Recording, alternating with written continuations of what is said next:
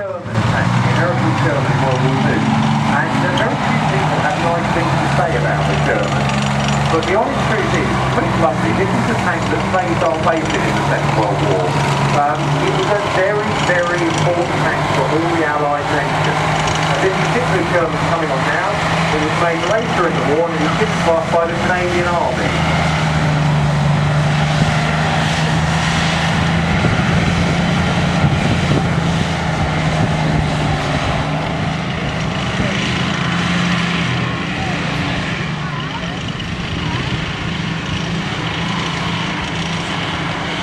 So why is the Sherman tank so important? Now, if you go in the museum, you can see the British tanks that we had at the beginning of the war and the German tanks at the beginning of the war. And again, despite what all the myths say, the Germans always had better stuff than us, the honest truth was at the beginning of the war we were about the same in quality of tanks. What the problem was, the Germans had much bigger tanks on the drawing board and they put those into production much sooner than we did. And when the Americans joined the war in December 1941, we sent our engineers out to America to help them design their first proper battle tank. They came up with a tank as an interim engine called the Brass tank, you can see inside. Then they came up with this tank, the Sherman. And when it was first used by British forces, it was first used in combat by the British Army at the Battle of El Alamein at the end of 1942, we thought this was a fantastic vehicle. We really thought this was a great tank. Why did we think it was so good? It had a reliable engine. On our own tanks, you had to work most of the night to get the vehicle going again for the following morning. The Americans were very good about reliability. They used its standard parts. They built their engines around very, very basic, simple engineered vehicles. You could get out the engine. They were great from that point of view. So it was good for the tank crew that you had a reliable engine. They had a reasonable level of armour protection. Later in the war, that got outclassed by the bigger German tanks. And they had a good quality gun on the tank as well. It was something called a 75mm medium velocity gun. So what does that mean? 75mm is the size of the hole at the end of the barrel, so 7.5 centimetres across. Medium velocity meant the rounds could come out with a certain amount, a medium amount of force behind it. It wasn't tremendously powerful, but the great thing about the gun was it could fire rounds that blow up and throw shrapnel around the place, as well as firing solid rounds, great lumps of steel to smash their way through enemy tanks. That's what's called armour-piercing rounds. Most of our tanks in the British Army at the time, we could either fire one type of round or another type, but not both together. So we thought this was a great tank. And the great thing about the Americans as well, they could make an awful lot of them. And those Tiger tanks, the Panzer tank that you can see inside the museum, yes, they certainly are outclassed the Sherman later in the war, but it was sheer numbers that defeated the Germans. To give you an indication of that, the Germans made 1,300 of the Tiger 1s, the one we got inside the museum there, that runs every now and again. 1,300 of those. The Americans made over 50,000 Shermans. So basically, we swamped the battlefield with Shermans. And so our quantity defeated the Germans' quality. That's how it was. So it's pretty rough on the tank crews. It may take about 3 of these to knock out one of those German tanks, but there was always more Shermans to come afterwards. So not a problem from that point of view. Now inside this vehicle, there's a crew of 5 there, 3 guys up in the turret.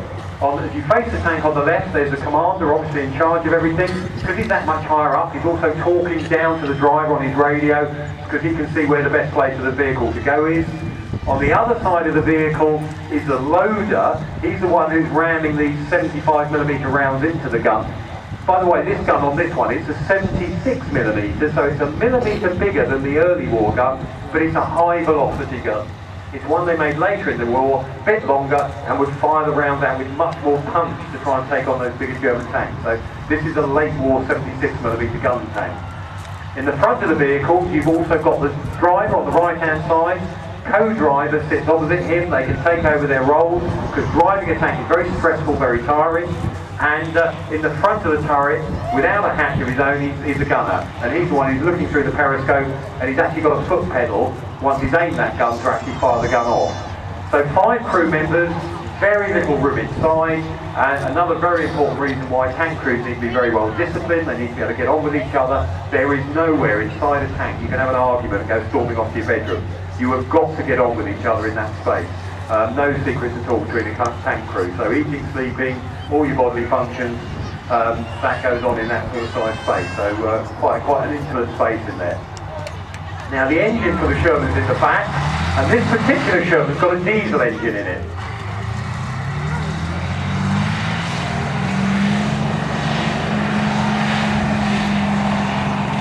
Because the Americans made so many Sherman tanks, they couldn't actually keep one factory making engines to keep up with the production run. So they actually used a number of factories, and 3 different types of engines were used in the Sherman. This particular Sherman was made later in the war, and it's got a twin diesel engine in. Again, from our point of view, much better for the crews, because it gave you those few extra seconds to evacuate the vehicle, and on average you were trained, if you were hit, you had to get out of that tank in 5 seconds. That's what your aim was when you were training. And if you can imagine, not only with all the equipment inside there, but your belts on, your webbing, plenty of things. This is before the age of health and safety. There is so much to catch yourself on. Climbing out of one of those vehicles is one of the things the crews can practice quite a bit. Because the last thing you want to do is practice a vehicle if it catches on fire. Now one of the advantages of the Sherman over those bigger German tanks was its powered turret was actually very mobile. They can spin that turret around quite quickly. You can see it moving that there. And the Tiger tank would take a whole minute for its turret to spin all the way round. So quite often these guys' tactics is to send out one tank to actually draw the fire of the enemy's tank, and to let their mate try and get round the back of the Tiger tank where the armour was thinner. The Sherman could fire its gun on the move, but like most tanks in World War II, the honest truth is, if you fired on the move, you're probably not going to get hit anything.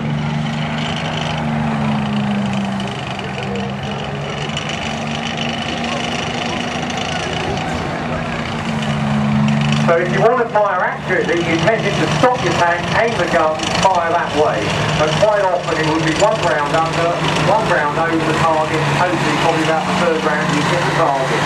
Don't believe all the war films that they think just point and fire and out there and get in the tank. It takes a fair bit more than that, certainly in this generation. Now the Sherman was, as I mentioned earlier, was given to most of the Allied nations. The Russians even used it alongside their T-34, so it was a very popular tank, and it went on to be in service with many countries way up into the 1980s. As I mentioned, this particular Sherman was made late in the war and was given to us by the Canadian Army, and it shows how reliable a tank this is. We've only rebuilt the engine once, and this comes out pretty much most summers and regularly drives around here. And that was one of its great features, the reliability. Very, very important. You can have a very sophisticated tank, but if it doesn't work, no good to anyone.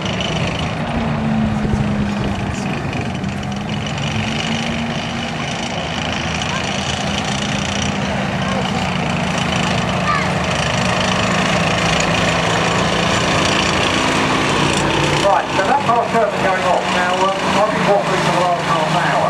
This is where you're all going to wake up now, if you were paying attention earlier on. First things first, are you all on holiday? Come on, join in. Are you all on holiday? Okay, that's good, because probably means you didn't do what you normally do if you're at home. Like first thing this morning, turn on the radio, or look at your normal paper, or turn on the breakfast news. Because if you did, you would have seen the very disturbing news that last night down at Mulworth, the Ruritanian army landed. And we know the Ruritanians are a pretty nasty lot, and they want to capture this very